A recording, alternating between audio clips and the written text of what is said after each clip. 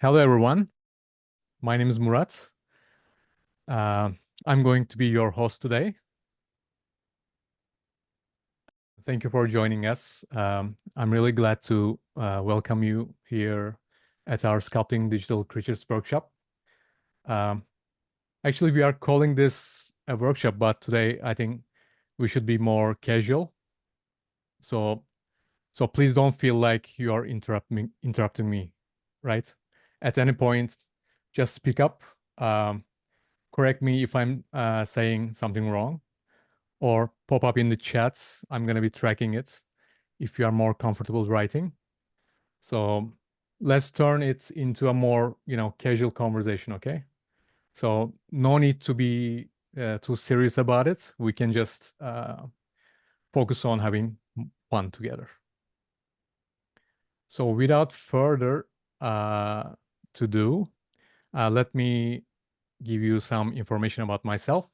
So I call myself a visual artist because I had many actually opportunities to work on different fields as an artist. So,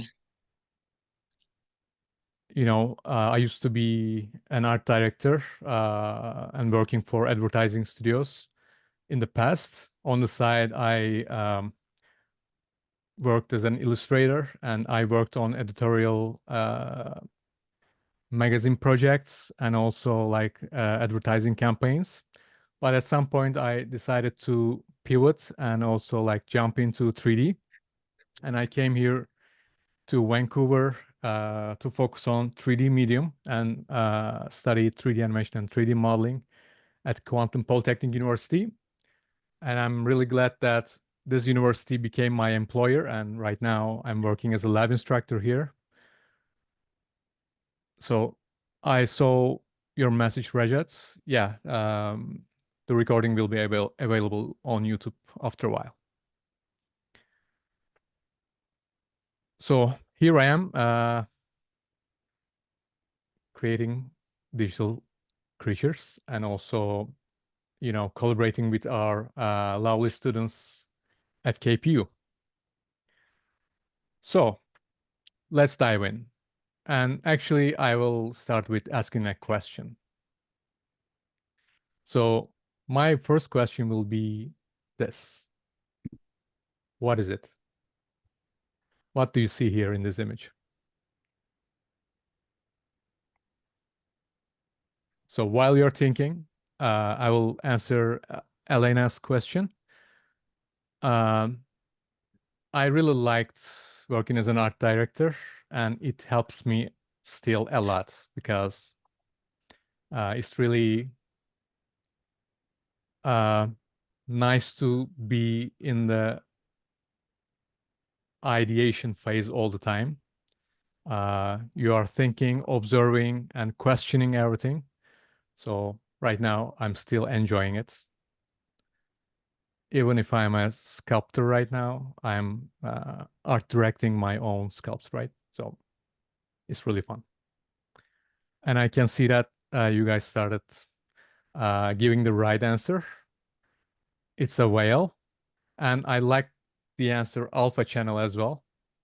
And roto as well.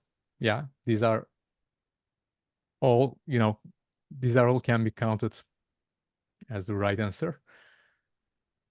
It's a whale, of course, because now we are in a creature sculpting workshop. And of course, it should be something related to creatures, right?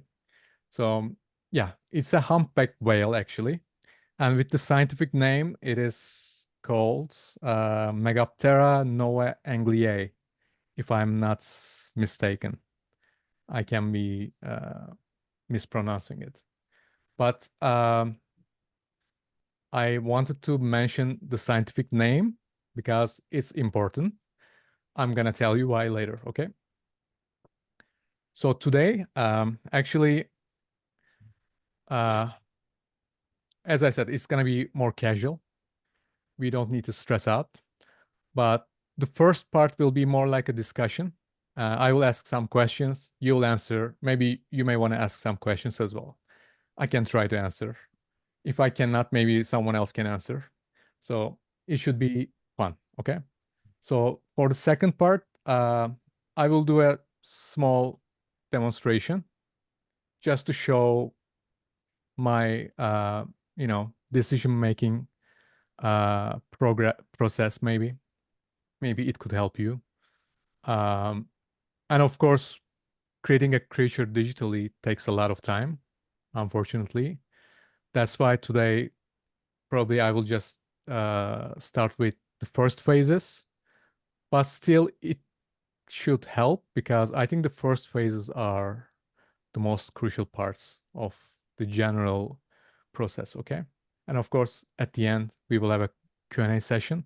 Maybe I will just spare a 20 minutes gap for the last part so that we can talk further if you want to have a conversation with me. Okay. And also, like, of course, we will go on with this whale, humpback whale. I think it's a lovely creature, and it's going to be a challenge for me as well because it's going to be my first time sculpting a whale, actually. So you will see me struggling. So, okay, let's go. So I'm going to share an image. You can see it, right? And now you can, I think of why this guy is showing us an irrelevant image in a creature sculpting workshop. Actually, I will ask you why I'm sharing this with you. Does anyone remember this scene from a game? Would you like to guess? Or anyone played Age of Empires? Yes, Roy. I know that you're not that old like me, but I'm glad that you interacted in this game. So, okay, this is from Age of Empires. And do you guys have any idea about why I'm showing you this image at this stage? Can you guess why? Gathering. Okay. What are you gathering?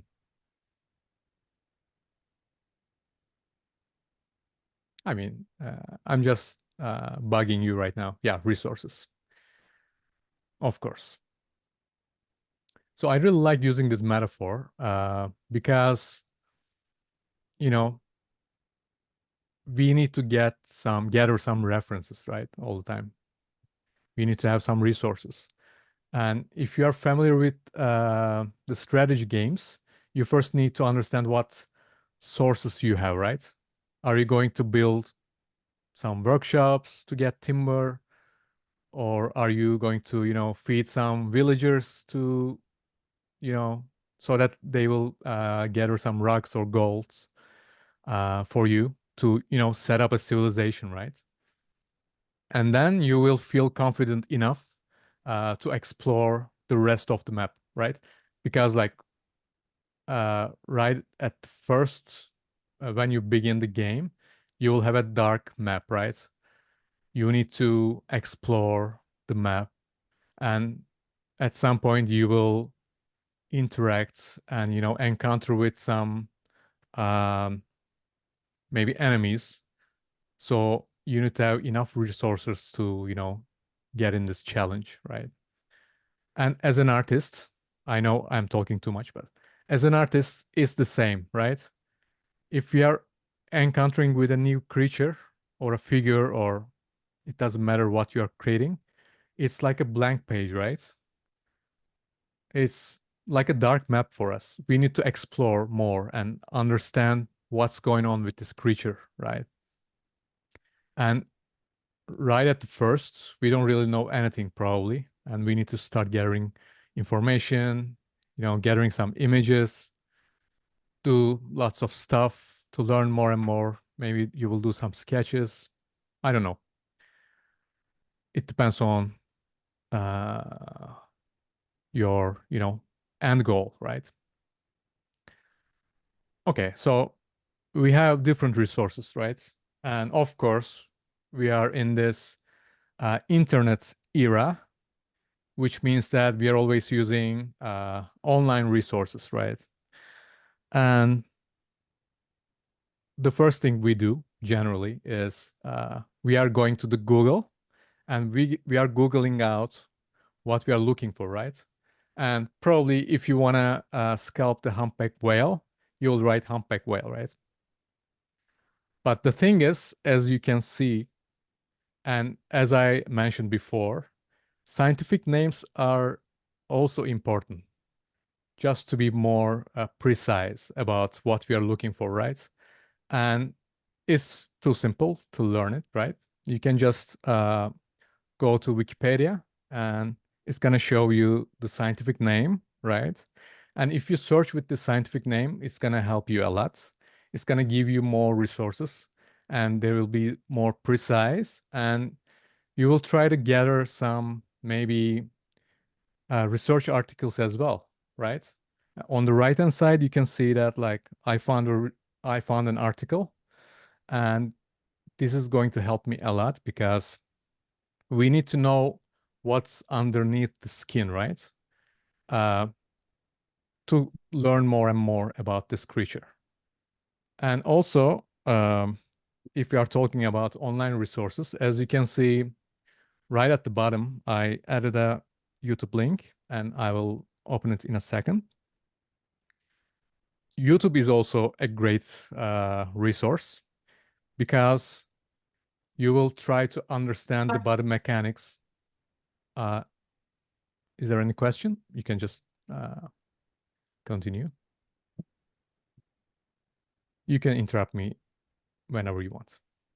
Okay, maybe it wasn't a question. Okay. So I'm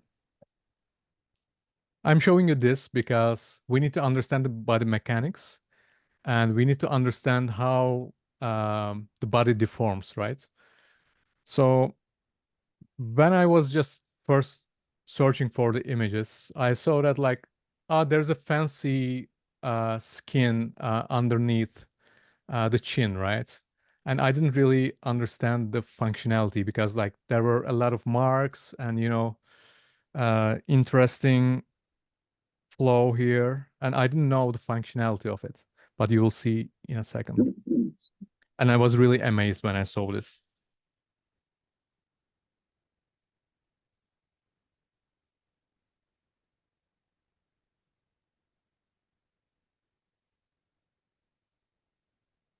How awesome it is, right? It's like a jelly. It's too flexible, and I wasn't really expecting this actually before seeing that. Okay, it's in the loop. I will turn back. So that's why gathering references are crucial, okay? And we don't only have online resources, as you know, we have offline resources as well. And if you are lucky enough, you can find some museums that you can get some benefits.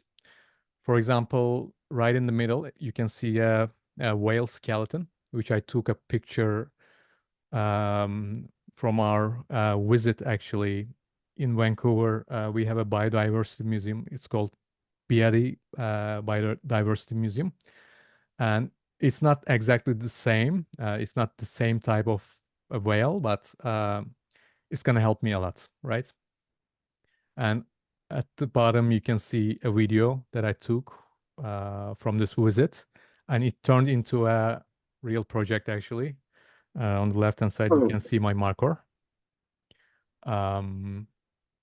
So yeah, it's too beneficial, okay?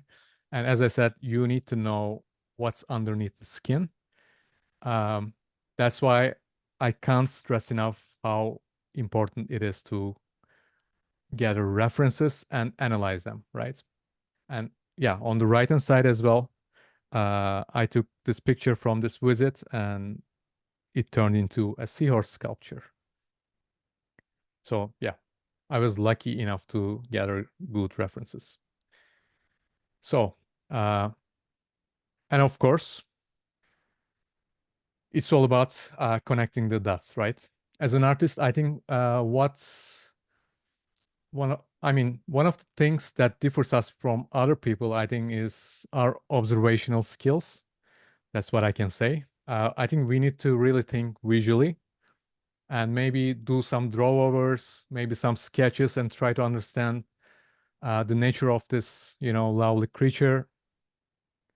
We need to, as I said before, understand body mechanics as well. We need to see which parts of the creature do what, the functionality aspects, and everything, right? And also you will see me struggling and understanding the forms a lot today. And I will do some drawovers as well. So because we need to understand the forms, right? That's why at first I saw a silhouette of the whale, okay? And it's gonna translate into the shape language that we will get the benefits from, okay? Okay, I know that I'm talking too much, but we are getting closer to the end of the slides. But these are the main concepts that we need to go over. And please bug me, interrupt me if you have any questions. And I'm also tracking the chat, as I said. So, primer forms. What do you guys think as a primer form that you see here? For example, can you identify some parts of this creature as a primary form? Any thoughts? And also, like right on the top of the slides, you can see a silhouette, right? Maybe there's a reason why I put it here. Elena says the eyes and head. Okay. Jobin says a cylinder. That's great. What else? What do you see here? I think it's time to get our hands dirty. So first of all, I'll ask you to focus on the silhouette and think this whole slide as a scene from a movie or something, right? And when you compare the overall size of this silhouette with the scene, it's too small, right? But still we understand what's going on here, right? We can at least say that there's a fish swimming at the back, okay? So this is all about the shape language, and this is all about using creating a good silhouette with the primary forms, okay? And you're all correct. We can see a big shape. So first of all, what we see here, the biggest chunk is the body itself, right? And as Jobin mentioned, it's a cylinder. It's a cylindrical shape, not directly a cylinder maybe, but you can see the cylinder here, right? Sorry for my bad drawing skills, but you can see the cylinder here, right? And of course, it's tapering when we are getting closer to the end of the body and the tail, maybe. Okay, and also it's tapering down when we are getting closer to the chin parts, right? And of course, we have more primary forms as well here. We have those pectoral fins, right? And they are also like, how can I say, like narrowed spheres, maybe. We can get them from a sphere. I don't know. It can be a rectangle as well. So if you ask me, it doesn't matter because those are the forms that helping us to understand this creature, right? Okay, let's just go further without talking too much. And I showed this at the very first because while we are building the forms, while we are building the creatures or characters or any asset that you may think of, we are starting from the bigger shapes, okay? And then we are diving into details more and more. And at this slide, you'll be seeing the same image, actually. And I will ask you to, identify some secondary forms for me. Yeah, you can help me to understand what I need to sculpt today. Any guesses? And as you can see on the right top, we have this silhouette doing something else. We got closer.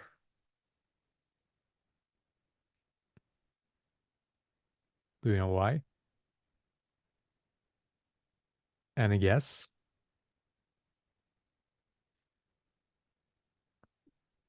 Maybe I can go further. Maybe I can give you some hints.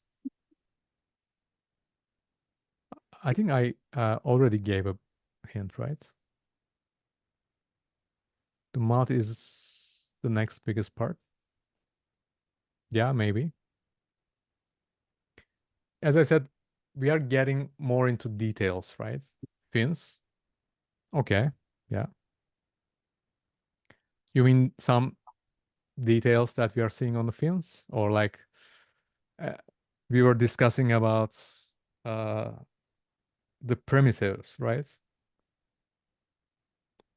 So we can get this, for example, fin from a rectangular shape, right? And this was the primary form, right? But we need more details to give the characteristics of this whale, right? This is gonna help us to identify what type of whale it is, right? It's called humpback, right? It means that it has a hump at the back, right? And those kind of small details will be helping us to identify what type of creature it is, right? And what else? Any thoughts? Can you help me?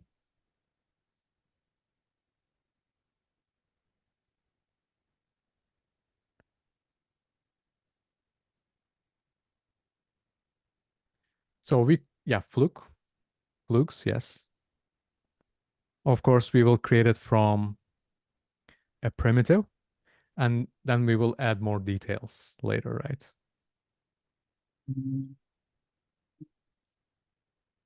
Dorsal fin, yeah. So I think the most important thing that we can discuss is secondary shapes will also affect the silhouette, right? You can see it on the silhouette itself. We can identify the secondary forms here as well, right? Of course, we will dive into those details later at the secondary, at a later phase. Maybe we won't be able to create them today, but still we need to know that secondary forms will be affecting the silhouette. Maybe we won't be able to see them from a distance. That's why we got closer and closer here. When we get closer to the image, we will try to see those secondary forms as well. And of course, we have more details. I think Ed would like to join us, maybe.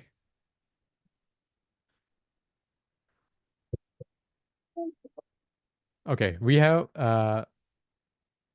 yeah, blowhole is also, I just saw your message, Elena. Blowhole is also can be identified as a secondary form. Maybe it's not gonna directly affect the silhouette because it's going inwards, right? But still, it's affecting the primary form, so we can go further with this. So as you can see, on the scene, we have tertiary forms, right? And you can call it like high frequency details as well, however you like. But it's all about some surface details that we don't really identify at the first glance, right? But when we get closer and closer, we will see more details on the skin, maybe. Actually, I did some research and they don't call it skin for the whales because I think it's too different than a human skin or an animal. I mean, an animal skin that we see living on the ground because they need to be, enduring to the high pressure levels under the sea, right? So they have a really thick skin material, and it's called, I think, blubber. So yeah, I think it's like a dolphin skin, and yeah, I don't know the differences actually. We need to take a look. But this kind of material should also be, keeping the whale warm. And since it's too thick, it's gonna be also, uh, you know, helping us to understand what's going on underneath, right? Generally, we will see more smooth surfaces, and it's gonna be hard to sometimes identify the bony parts. Which, so for example, when you take a look at your own body, you can easily understand. For example, if you take a look at your hand, it's gonna be easier for you to identify the knuckles, joints, and everything, right? You can see where the bones are lying underneath. But with this kind of creature, since it has a very thick skin, it's gonna be sometimes really hard to understand the bony parts. So that's why we need to gather more resources and we need to take a look at the skeleton as well. Okay. Okay, I think enough talking, right? Let's connect the dots. And while I'm opening my references, please let me know if you have any questions at this point, okay? So I'm also gonna take a look at the time. It's 6:30. It's okay. I think I'll give myself an impossible deadline, and I will spend some time, like a couple of minutes, to do some drawovers to understand the forms, okay? And then maybe I'll give myself 10 minutes to do some blocking and adding the primary forms, and then we can go further with this, okay? So first of all, let me open my references. Okay. So as you can see, I found a bunch of references here, and maybe not that much because I really want to have a lot of things. But since I knew that just I was gonna just dive into the first stages of uh, my workflow, uh, I did only get some references for the first stages. But as you can see, I already started separating them from each other, right? As I said, like we need to start from the primary forms and then the secondary and high frequency details, right? That's how I manage my references as well. It's my approach. So I try to identify the primary forms in a different group. Okay. I have some, references from, some research articles. And if you're really curious, you can reach out to me afterwards. I will share my contact info again. I can share you my references as well if you want to go further with this kind of veil. Okay. But it's always great to, search for your own references. I think it's a different taste.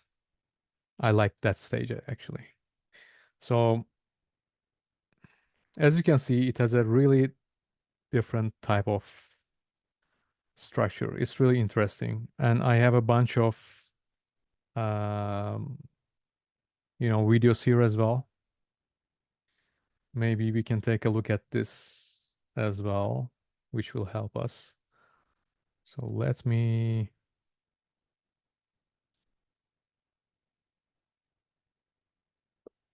Warren, when it counts. Okay, I don't have a sponsorship. Sorry for that.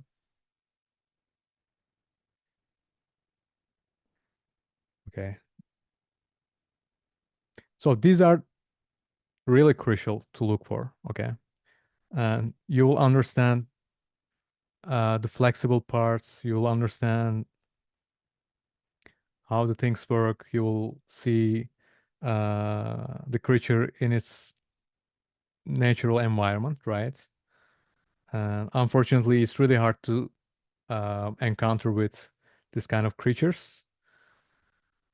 But still, it's gonna be beneficial for us. And I was really amazed when I saw that these guys don't have any teeth. It's something really different, actually. I think they call it baleen plates. So it's like, I don't know, maybe I have a reference that I can show you. Where are my references? I lost them. Okay.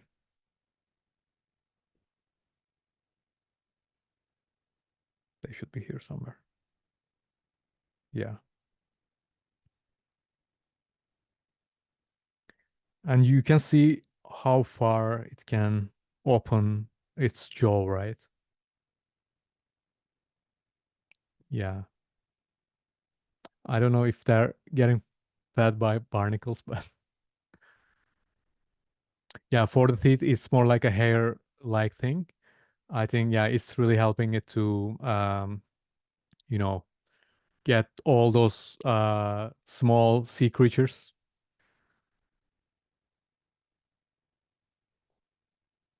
I don't know. It's really interesting to see. So I put this illustration here just to mention something, okay? I think the images or the artwork that was, created by other artists, important to see the artistic decisions, but please try not to use them as your references, okay? Main reference. If you have, I mean, if you are going for a realistic creature like this, it's still good to see what people have done before, but don't feel like you need to follow them, okay? Uh, but I think it's a nice illustration. So, as I said, like these are the main references that I'm gonna follow. And this is from a research. And since I'm gonna go further with a realistic creature, I think this is crucial to understand the proportions, right? We need to see what's going on. For example, I think 1, 2, 3, 4, 5. I think 1/4 of this uh, creature is actually the head part. Like at least it's the distance to the eyes from the tip of the mouth, right?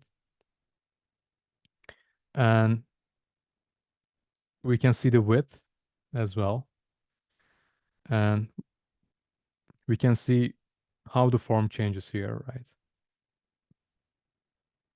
And we can see how it's tapering like this. So it's all about observations. It's all about comparing parts with different parts, maybe some parts with the whole body. So you'll find your own way, okay? So yeah, if you can find some more reference like muscle references from some, reference books, it's gonna also help you. So since this is my main reference, I will just try to do some drawovers to understand what's going on. Okay, so let's see if I can draw over it. No, just seconds. Let's try again. Okay, it's working.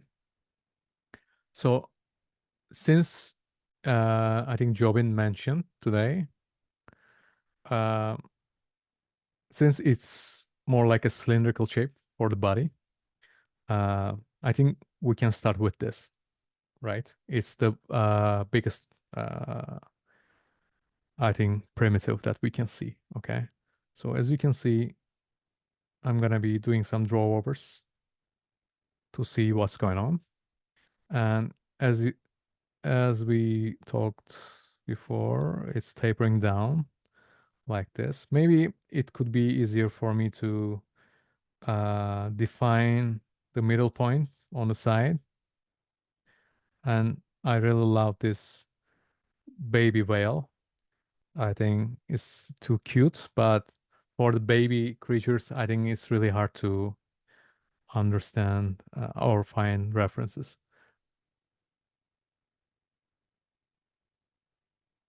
Ed asks me if there is an area I identify to be more challenging as you begin. I think overall, it's always challenging. I mean, all those parts are challenging. Um, but if we are talking about the first stages, what I can say is the most challenging part for me is showing the weight of the creature with the primary forms. Of course, like we know that there's gravity, right?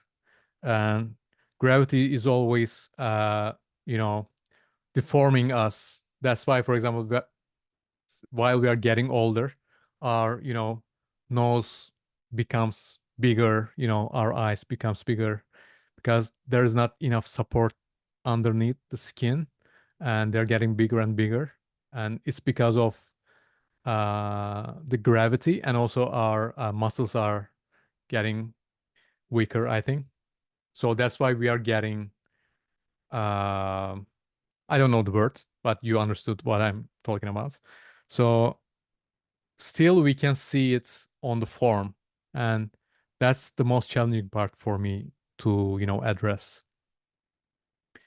So, and since we have this belly part, I think it's gonna be more like this rather than a perfect cylinder, right? And we will address this later, probably at the stage that we will be going over the primary forms. Okay. So, I mean, if you really like cubes, you can start this with a cube as well. But you will do a lot of carving, right? And I think in the real life medium, like if you really like playing with clay, additive sculpting is mostly encouraged. So rather than carving the details in, it's better to start with a thinner version of your creature, or maybe you can create you know, the skeleton inside first, and then you may build on top of it. You can add the muscles, then you can add the skin. And also, it depends on what type of project that you are working on.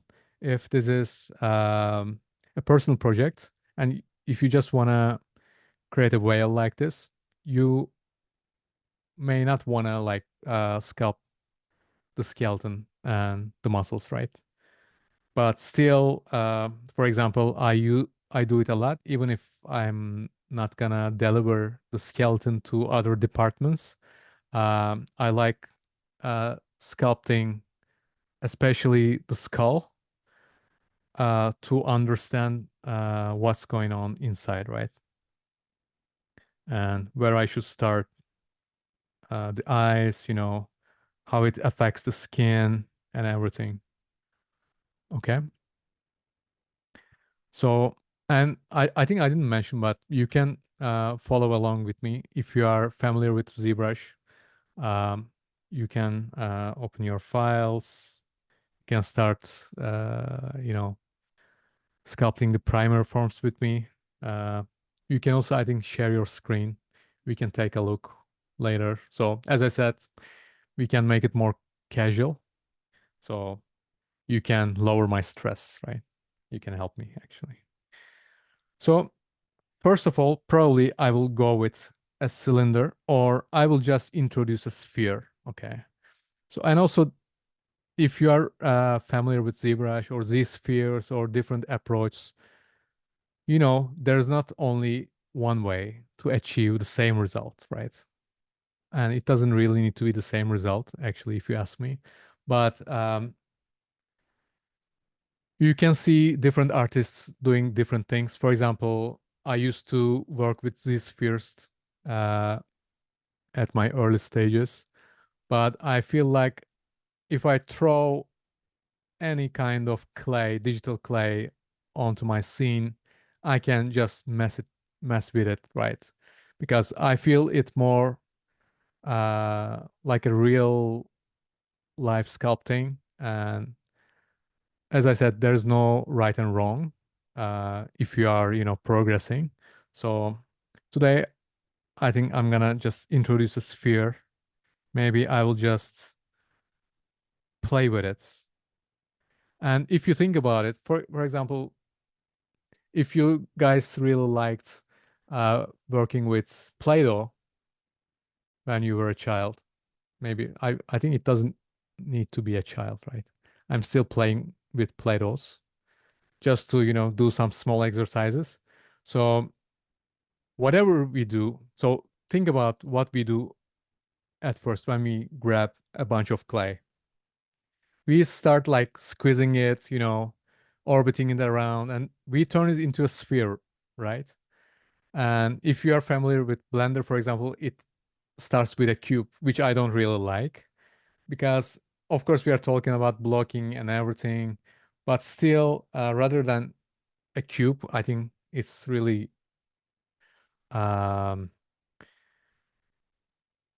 I think it's really better to start with a sphere. It feels more real. Okay, without, you know, talking too much, I'm just gonna open my ZBrush and try to get this main form for the body, okay? Then we will start to see what's going on with the flukes, with the fins, okay? Then we can start introducing more interesting shapes like this.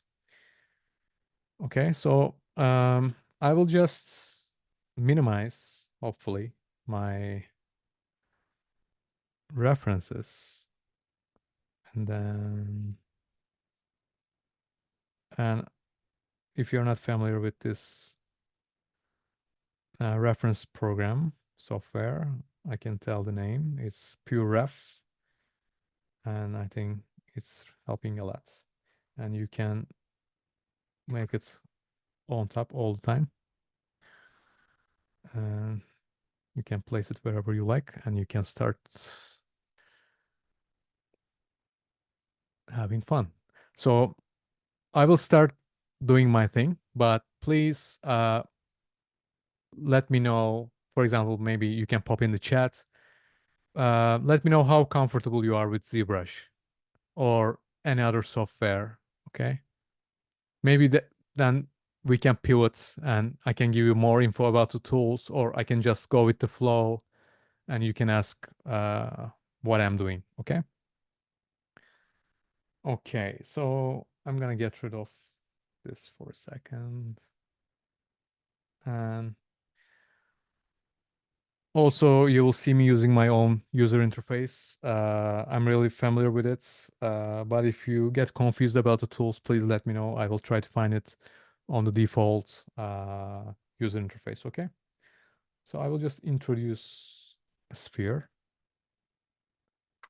and I will hit edit. And of course, I will turn it into a polymesh. I don't like this material. I like this one more.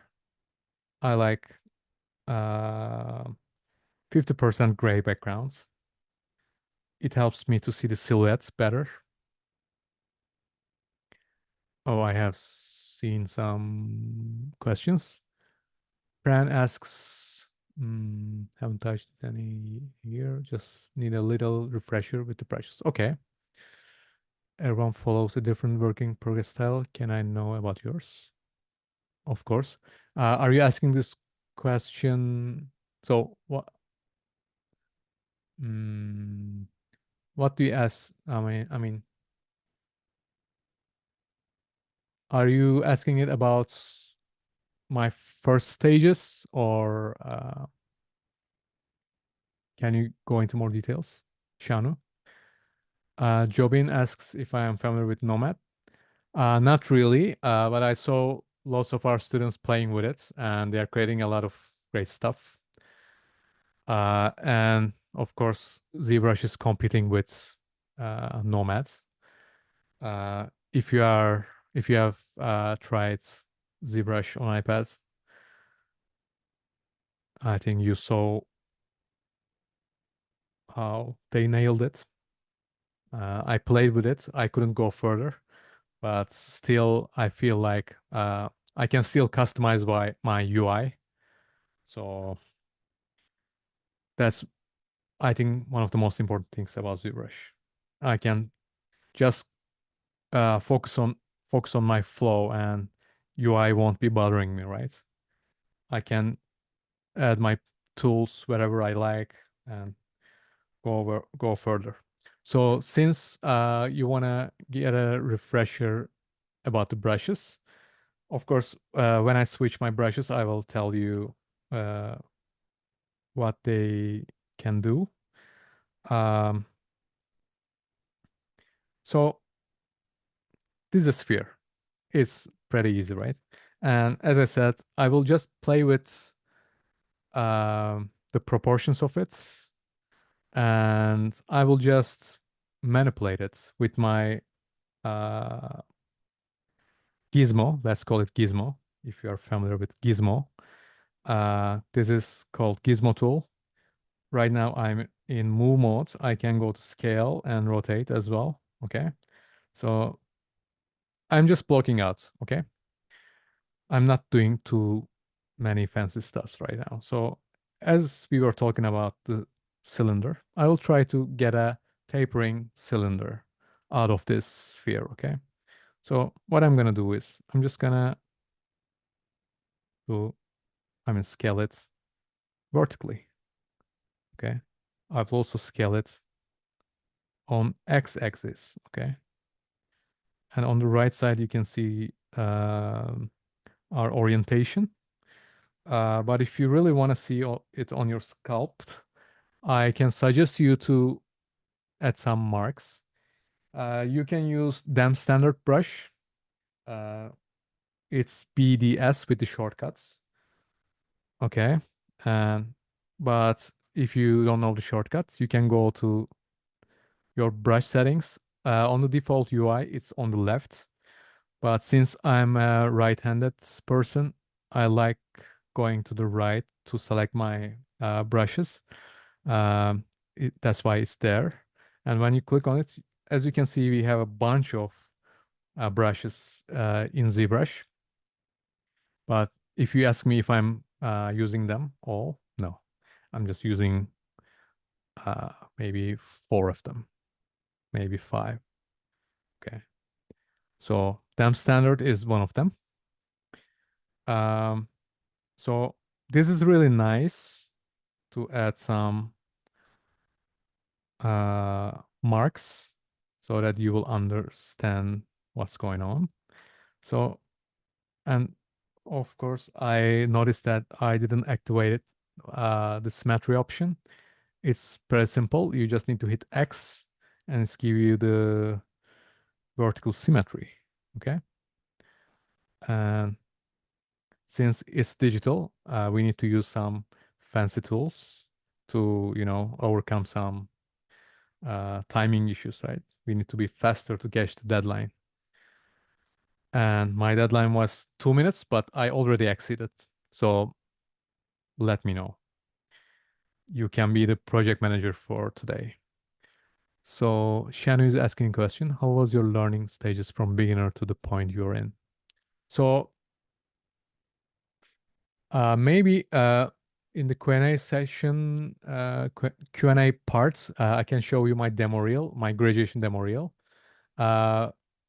First, I can say that I didn't really interacted with 3D before I started studying at Quantum Polytechnic University.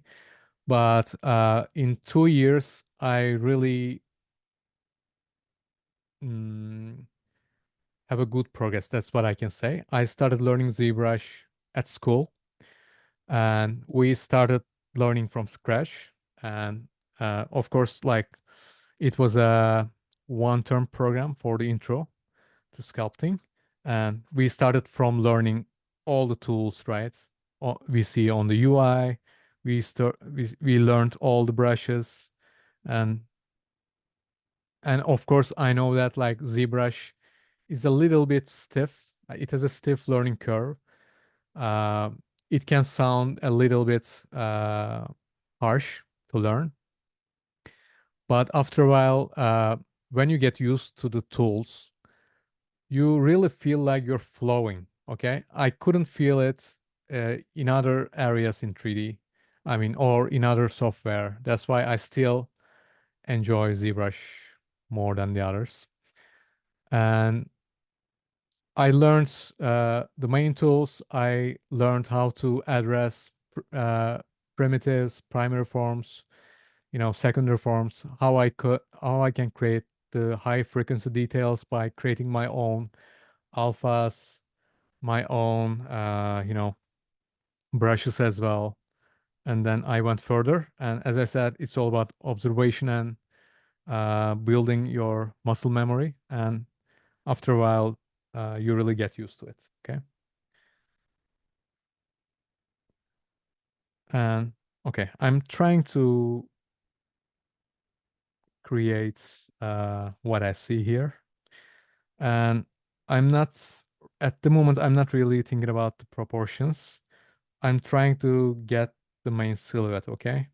And after a point, you will see me adding more marks to understand, for example, where the eyes are, where uh, the mouth line ends, where the fins start growing on the body. Okay, but for now I will just try to nail the primitives. Okay, so since this is a blockout stage, I will just introduce the fins, and I don't need to go fancy. I will just duplicate this. Okay, to in order to duplicate it, you can just hit duplicate mother button under the subtool palette. But I like using shortcuts. The shortcut for duplicating is Control Shift D. And while this is selected, if I hit Control Shift D, it's gonna give me exactly the same one as a new subtool, as you can see here in this panel, and it's already selected. What I can do is I can just, translate it in the 3D environment, and I can make it smaller. And when I'm doing it, I can understand that it's not a perfect shape, right? But I don't care right now. I'm just having fun, right? Jobin says his favorite tool is Z-spheres. Yes, Z-spheres are great. Um, if you are really curious, for example, if you go to the Lightbox, by default, the ZBrush comes with ready-made Z-spheres under this ZZoo folder. If you double click, you will see that there are a lot of creatures here made of the spheres, right? And I'm not diving into this because it takes more time for me to build the primary forms or primary forms with the Z spheres. Uh, that I mean, as I mentioned, like I really enjoy playing with the digital clay, so I changed my workflow. So I'm making it smaller and I'm gonna rotate it. I have this fancy controllers. If you make it 90%, if you want to make it 90%, you can hold shift and play with the rotation tool. And let's go to the front view. Am I in the front view? No. Yeah. That's why I really like using this one. Okay. So if we are in the front view, we will see that it's not at the right place, right? So I will try to put it in the right place. And the symmetry zone I will turn off for a while because I'm only working on one side. Okay. Maybe rather than putting it on the left side of the creature, I will put it on the right side. Uh, maybe I will just move my reference here. And I will try to just put the growing point like closer to the middle of the creature, okay? Just to see if it's gonna make sense. Okay, here somewhere. I don't know. We will discuss it later. Maybe you can help me later. So, yeah, I think it should be growing from somewhere here. Okay, and this is going to be the head. This is going to be the tail and fins and blah, blah. Okay, so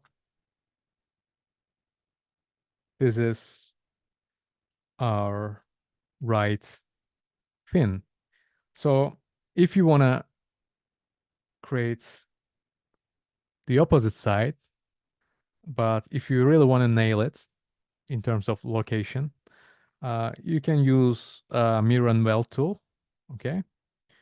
Uh, which you can find it, I think, under the geometry, maybe. Yeah, under geometry panel, if you can find modify topology section, you will be able to recognize mirror and weld button, okay? And when you hit it, as you can see, it's mirrored, copied, and welded together. It means that right now they are in the same subtool, right? You can see it here. So right after you do this, you just need to activate symmetry in order not to mess up the symmetry. But, there's always a fix for this, right?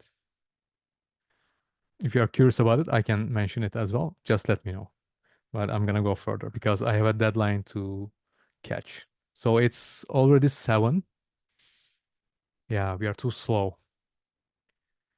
Maybe we can do something like this. Since we have time until 7:30, we can merge this demonstrating session with the Q&A session, and you can just go further with the questions. It doesn't really need to be related to sculpting. It can be related to our school. It can be related to my background, or if you have any concerns about your artistic, future, maybe I can try to help, or I can try to find someone to help you. Just let me know, okay? So yeah, since I created those things, I will also go further with creating this part quickly. Okay, so I will just duplicate it as I said. And right now, let's see. As you can see, when I translate one of the fin, actually it's also translating the opposite side, right? And you can see this orange dots, and if you just hover over it, it's gonna snap, like the gimbal will be snapping to that part, okay, to that side. So if you feel like, so after a while you're working on the high frequency details, you may want to switch the sides, which can be helpful. Um, but yeah, so yeah, I will just do a quick placement, and I like to see it from the back, and I will just rotate it like this. And also, if you are really picky, you can also change the location of your, gimbal, which is pretty easy. You just need to hit Alt and hold it, and then with the left click, as you can see, you can change the pivot point, right? And then it's going to be easier for you to manipulate it. And when you rotate it, it's going to be pivoting around that point, which is going to help me. Okay. I can see this direction, and maybe we will nail it better later, but I just want to block it out, right? And this is the blockout stage for me. I just want to see the forms, okay? Then, um, and probably you already noticed, but on the left top corner, you can see this small window, right? And it's actually showing us the silhouette, right? You can scale it up like this to see better. And if you're still curious about seeing it here, you can go to render, and under the render panel, you will see this flat button. As you hit it, it's gonna show you the silhouettes. And it's also related to the main color here. And if you want to see it in a different color, for example, like this, you can change the primer color to black, and you can see the silhouette better, okay? Yeah, thank you so much, Elena, for joining us. I hope it was also fun for you. Uh, okay, so I'm gonna turn back to black, sorry, white, see it better. And yeah, just know that like we have this option here, and I will just disable and go to the fast rendering mode, okay? Okay, so we did some drawovers, right? We tried to identify how it was tapering, and we need to also identify how where those structures end. That's why I'm gonna turn back to my references again, okay, to do some more drawovers, maybe. So as you can notice, all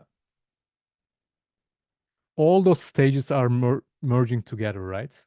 And you will find yourself actually maybe at the high frequency details stage. You will find yourself going back to the primer forms to nail some mistakes that you didn't see before, or you may want to change it later. Okay. So that's why I think at least creating a workflow which is flexible for you is also crucial. Okay. But still, you need to do your best to address the proportions, primary forms. And if I cannot nail it, uh, it's gonna give me a lot of headache later. I cannot stress it enough. Okay, so in terms of proportions, I think we need to compare some parts with the body itself. And since we have this image as well from a research, we can still use it. Okay. So, but first, before going to this view, I will dive into that part. And in sculpture, I know that many artists are first identifying the width. Oops, sorry. This is disabled. This is okay. It should work. Okay. I know that many artists are going with this workflow. I think it's beneficial. So they are nailing the width first. Okay. Uh,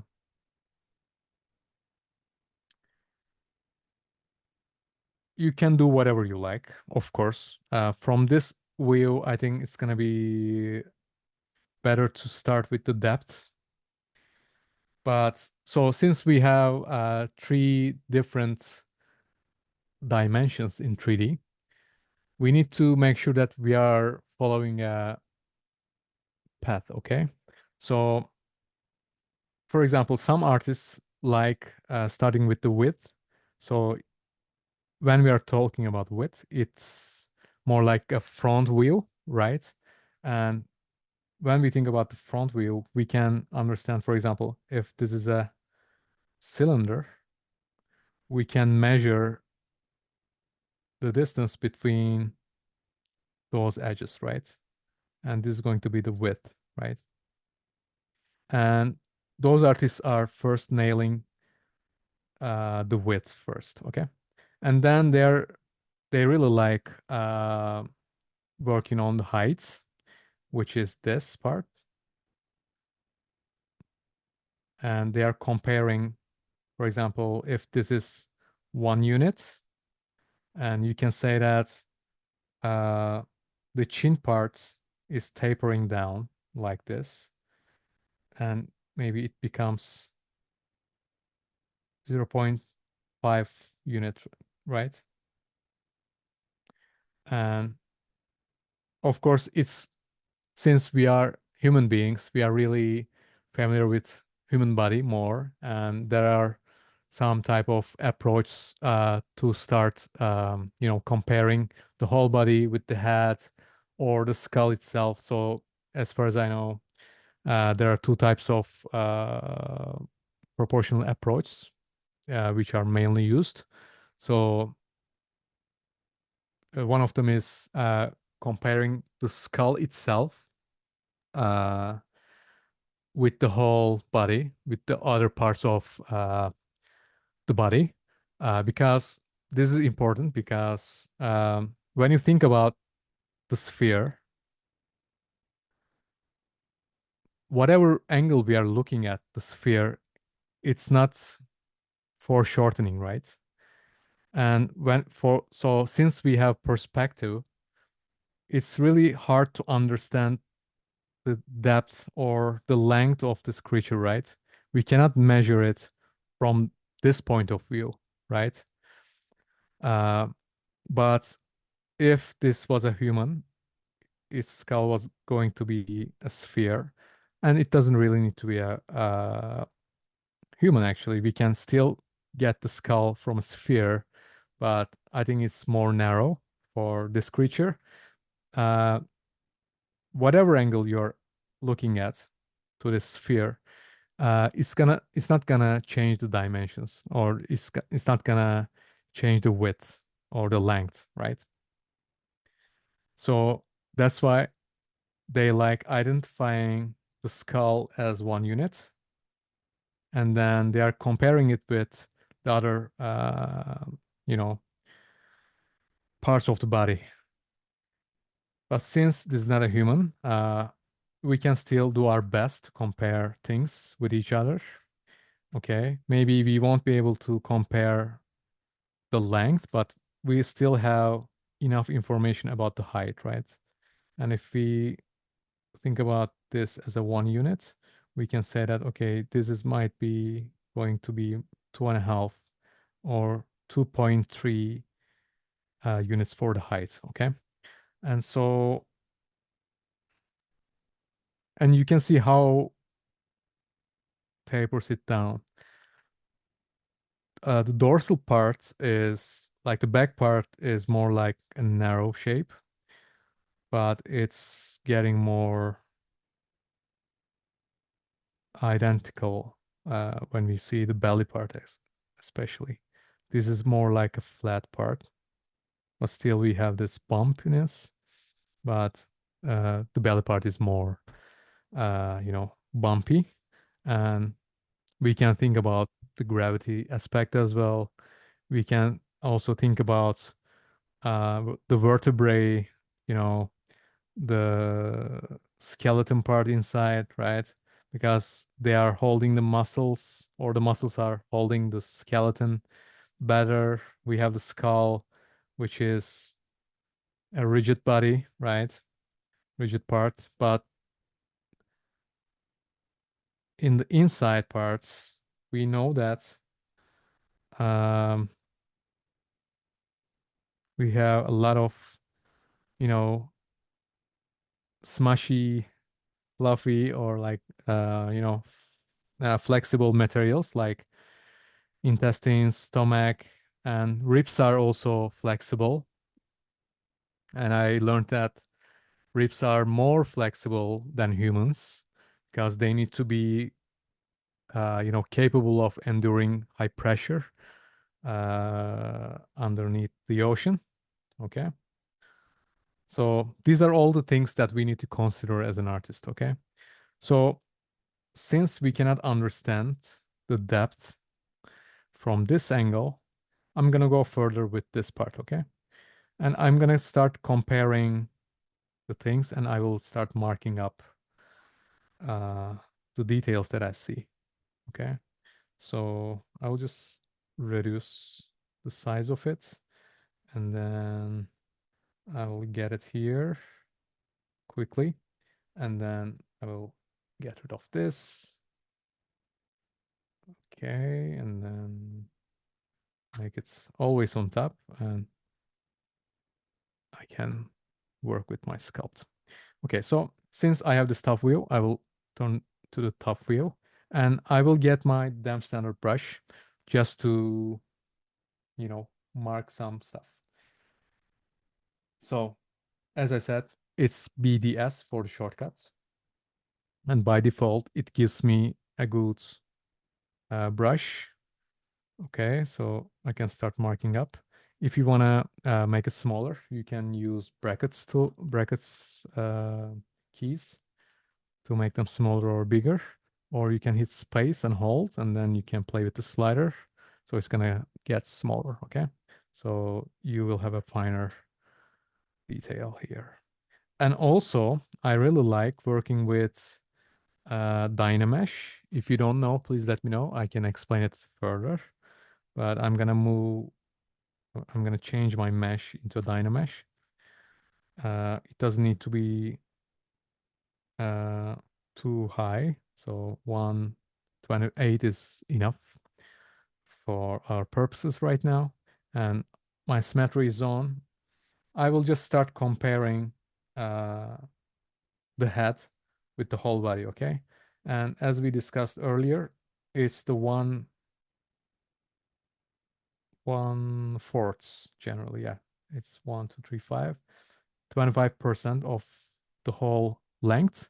So I can just start marking like this. I will just find the middle point first, middle line, okay?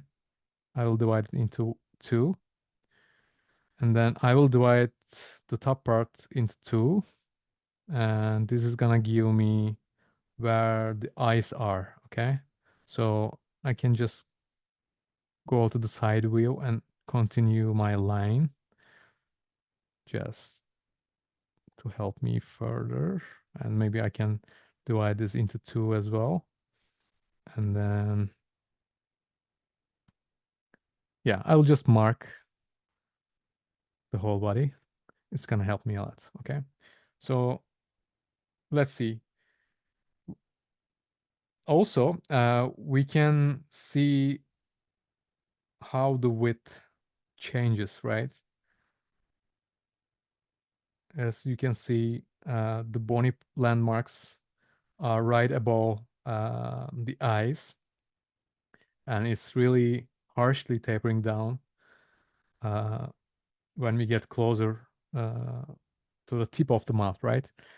So I can go to Move tool and identify those things. How do you turn off symmetry again? So it's the same shortcut. You just need to hit X. Oops. Yeah. When you hit X, it's gonna turn off symmetry.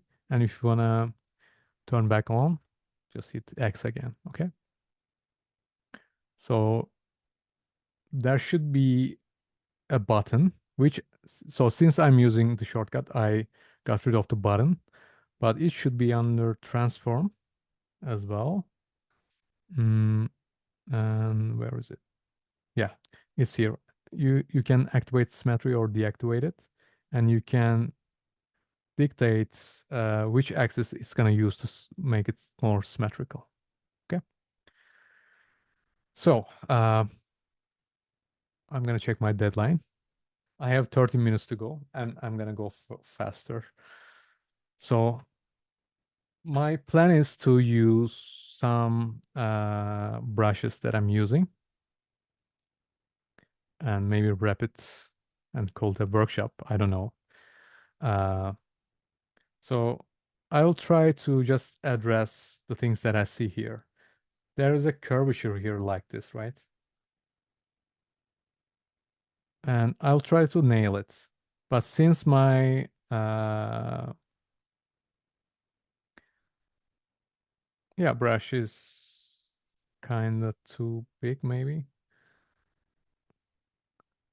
No, it's enough for me to, address what I see. So I see something like this, okay?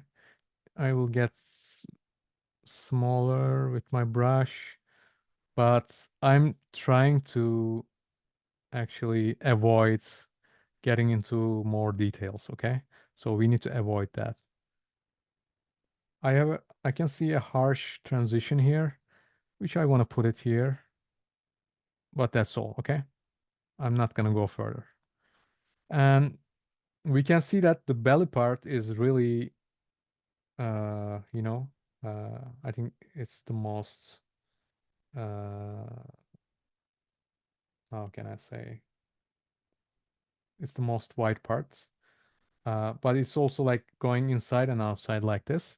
I'm just gonna put it, but since this is the half point, I can see that from here to here, we are having this form like this, right? And I'll try to just put it. So since this is the fifth, the middle line, I'll try to put this form change here, okay? And this is enough. So we can see that when we get to the middle part, it's like this. And then we are gradually tapering down to like, maybe if you want to compare, you can still make some drawovers. And I will do it quickly just to be able to compare it in a better way. So I will get my pen. Oh, it's too big. Let's make it smaller. How can I make it smaller?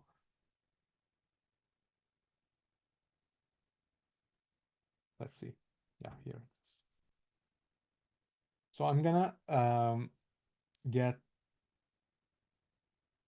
the shortest part as 1 unit, okay? And I'm gonna try to compare it with my belly. And this doesn't need to be perfect. And as an artist, we need to have the courage to mess things up, okay? And if this is one, two, three, 4, 5, 6, around 6. And it may differ from the creature to creature, from, it depends on the age as well. Maybe it just fed itself. Okay. So maybe the belly, the tummy is too big. So you can never know. And also it's depending on the story that you want to tell, right? As an artist. So feel free to, mess things up. And Chaitanya is asking a question. KPU animation VFX courses are only available in Richmond campus.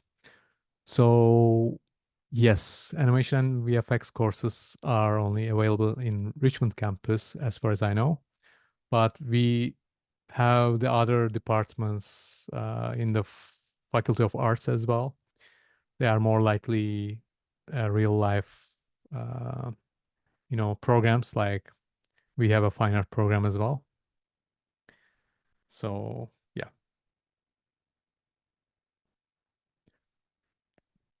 Now, I will go further and try to nail what I see here. And as I said, like when we started comparing with the thinnest part or the narrowest part of the tail, it was the 1/6 of the total width. So I will just try to get it here. So I will again use my move brush. It's BMV. Okay. And I will make this one bigger, and I will try to get this curvy shape, and it's doing this here as well. Okay, so let's try to nail it.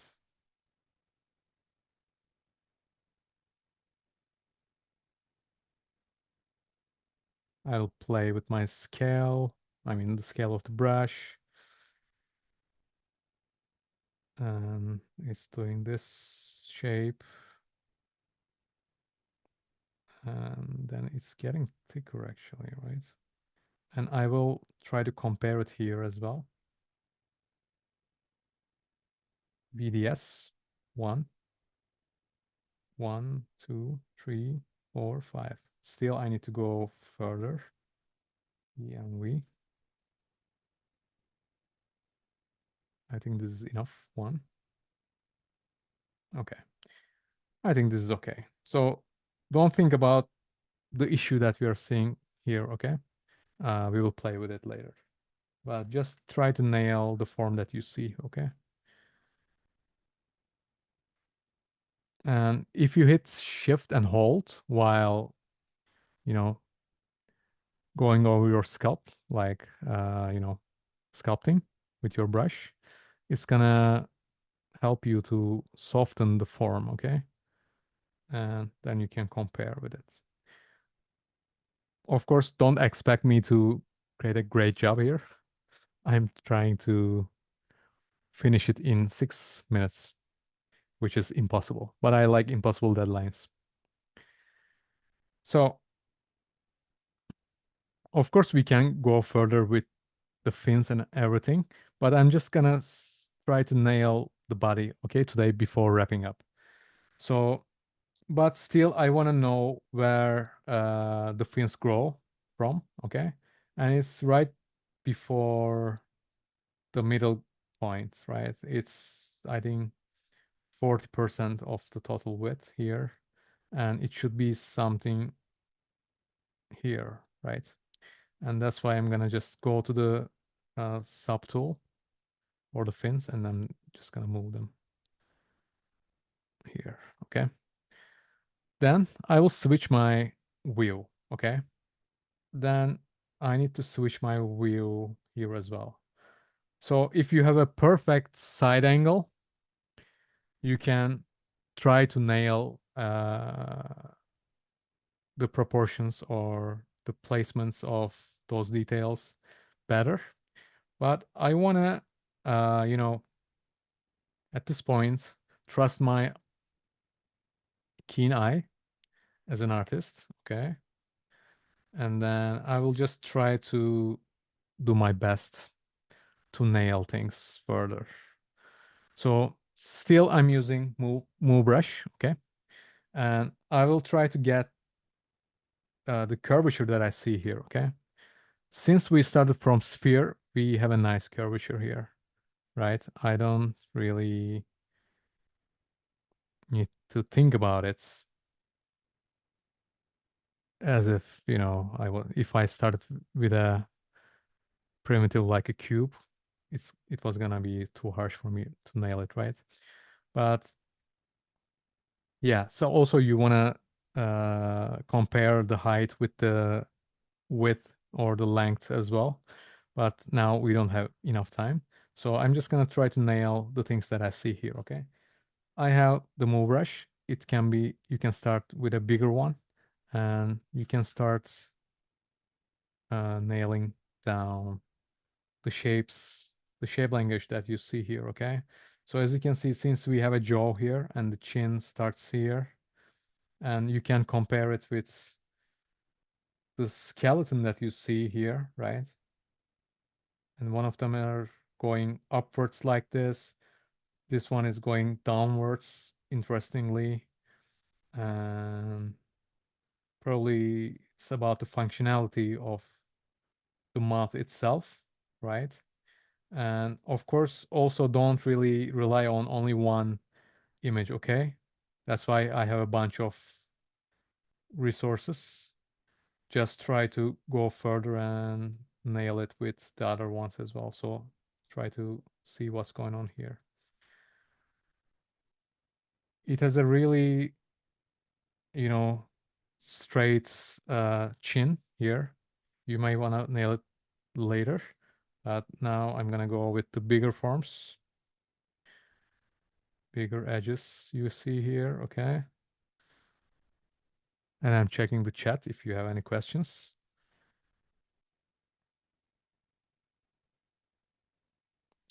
So yeah.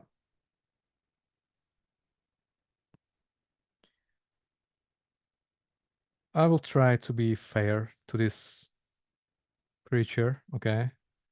And I'm not gonna make the tummy big because I feel like they are maybe hunting for their, small baby. So they might be starving, okay? And you also wanna, so unfortunately we didn't have enough time to understand the form, but as you can see, the form is changing, right?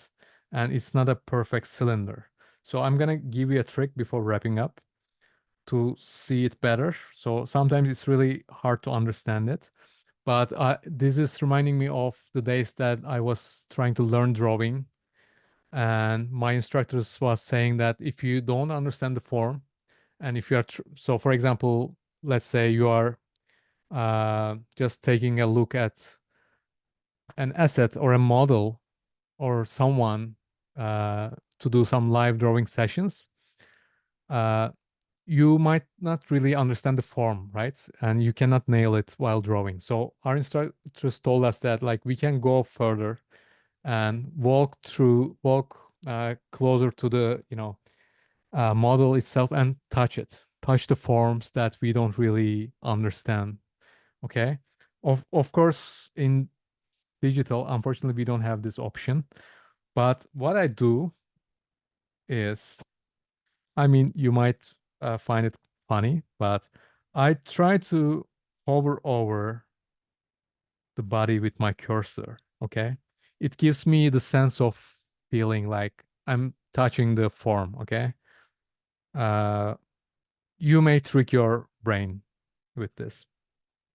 And also, if you don't really feel it, what you can do is you can introduce another shape to the stage, which I'm gonna do right now. You can insert a primitive like a cube, okay? And I'm not sure if you guys are familiar with booleans, uh, but we can do it here as well in ZBrush, okay? So under the render section, render tab, we have render booleans part. Okay, you just need to hit live boolean button. Okay, and when you hit it, it's gonna uh, give you a representation of the boolean method that you want to go for. Okay, and since I'm using it a lot, I have this button on my UI as well. So you just need to go to the subtool palette. Okay, you just need to find your cube that you just added, and then you may want to change the boolean methods on the subtool. Okay, and this is going to, if you change it to the second one, change it with this one, it's gonna intersect the cube from your body. Okay, and it's gonna give you a representation of the form itself. So since it's live, you can play with the placement of the cube. Okay, and then you can understand the slice. Okay, and since it's live, you can switch to your subtool for the body, and you can still play with the form itself. Okay, and then you will understand if you are nailing it. Okay, this is pretty beneficial if you ask me. And of course, if you don't want to see it, you can make it invisible, and you can go further with the forms. Okay, and since we are playing with the primary forms, you can check your silhouettes from time to time to see if it has already started looking like the creature that you want to sculpt, right? And maybe you guys can be the judge to say that, but I feel like it's getting better and better. It looks like a dolphin or a fish or a great whale, I don't know, but we started seeing something like a fish. Okay, and it's always like pushing and pulling our clay, and yeah, so I'm just trying to not to add finer details, and I can see a bumpiness here for probably the blowholes, right? And you can introduce it later, and also like you can compare the location, right? And since we know that the eyes are going to be here, I mean here somewhere, right?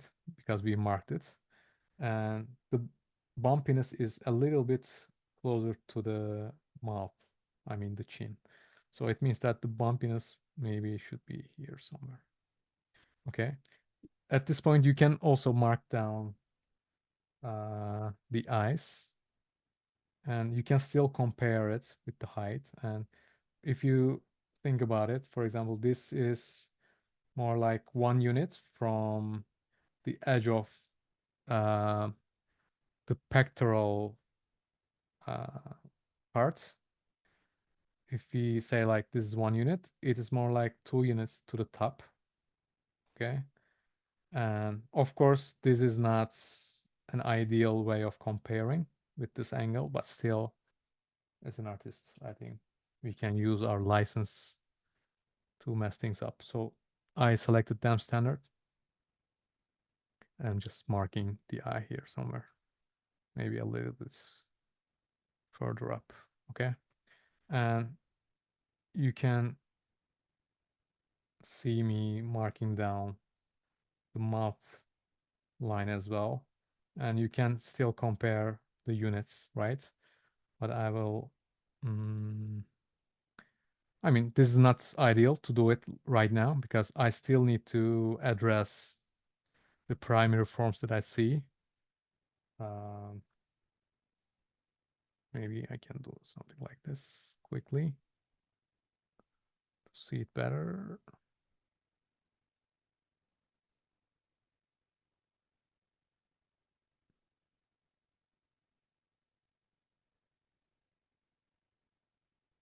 Okay. So I'm going back to BDS, making it smaller, and then I will just mark my mouth, okay? Maybe a little bit further up. Then when I just pass this blowholes, it's getting a curvy shape, and then it's like going underneath the ice, but of course, like it probably is not going there. Maybe it's going. I need to just investigate it further. And when we are getting closer to there, it's doing this thing, right? And right away, I can see that the eyes are too, how can I say, too low here. They should be here somewhere, right? That's why comparing with other parts of the body is crucial. So probably the eyes should be here somewhere. Okay. Okay, I'm gonna check the chats. Oh, Lean, Lean, you are great. May I share your image? Probably people are also seeing it in the chat. But let me share it. I mean, that's great. I can really see a whale, and you're using ZBrush for iPad. That's great. I feel like it's full license, and you have those fancy brushes. That's cool. I really like your trials, and I really liked your, markings, and you already got further, with those shapes that I couldn't go further. I'm sorry. I know that I'm talking a lot. Yeah, that's great. Maybe you can share if you found the workshop, beneficial for you, or it made you, I don't know if it made you a little bit comfortable. And as I said, like, I know if you are working for a project or working for a company or something, we are always getting too stressed about the things that we are creating. But we shouldn't really forget that, like, as an artist, our first priority should be having fun, right? And and I hope you can have more fun in the future as an artist. So maybe before wrapping up, as I said, like, I can show you my demo reel, and I can, maybe it can be a little bit encouraging you, because, like, still I cannot say that I'm an expert, right? And as an artist, we should always be in a state that we can learn all the time. And but what I can say is,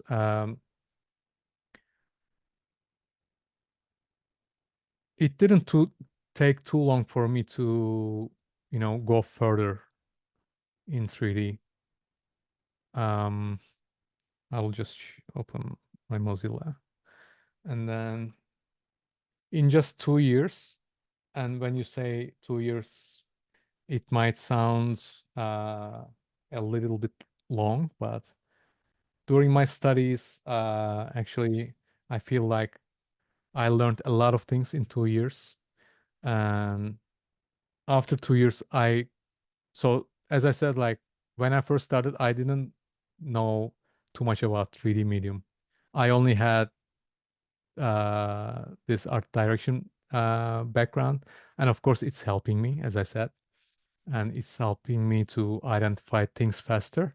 But still, 3D is too technical, and 2 years were enough for me to get a, competing demo reel.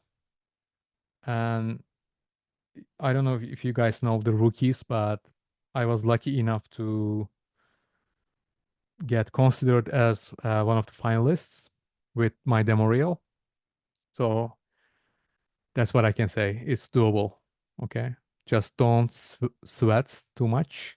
Just focus on your creations. Okay. And I can see that Shanu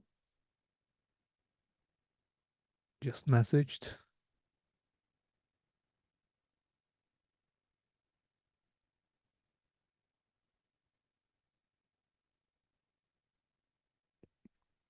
Uh, First of all, thank you so much for your comments. I hope it was a meaningful session for you, and it was really fun for me as well. But right now, I'm not doing any mentorships.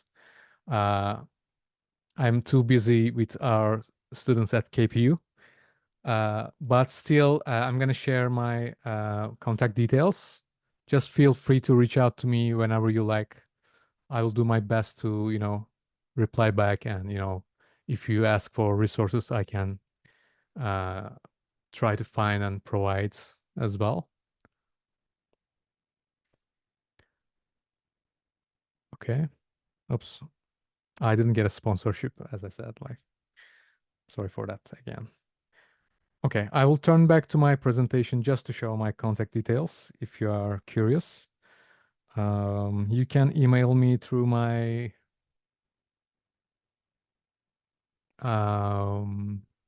school email address. Also, feel free to add me on social media like LinkedIn, ArtStation. I'm not really updating that much, unfortunately, but hopefully I'll be more consistent about this. But yeah, I really like learning. I really like collaborating. I really like sharing thoughts. And if you feel like I did mistakes during the workshop, please let me know. I really like getting feedback as well. So I think I'm sharing the wrong scene, but yeah, I think you got it.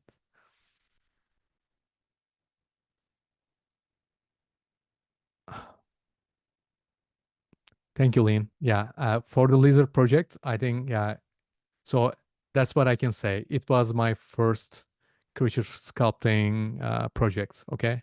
I started doing it in my intro to sculpting course. And of course, after that term, I went further.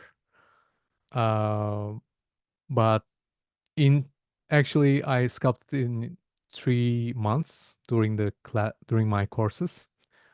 I didn't do anything about the sculpting afterwards. I just moved on to texturing and look development stages. Of course, there are some more technical parts in terms of modeling. You're not alone while you're creating a project. You're working with other departments like, rigging departments, animation departments. You need to understand their needs as well.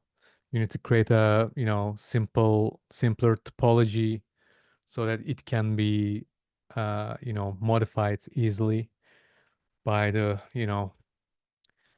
riggers and, animators as well. So you need to understand uh, what you need to consider for the later stages.